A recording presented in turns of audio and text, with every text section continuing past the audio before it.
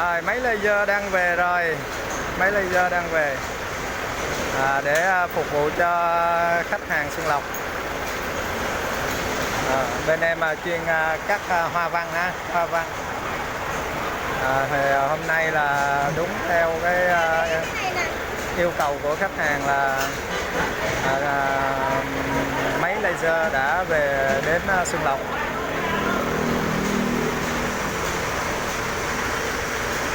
Và không biết là khách hàng là nào là người đầu tiên để mở hàng cái con laser này.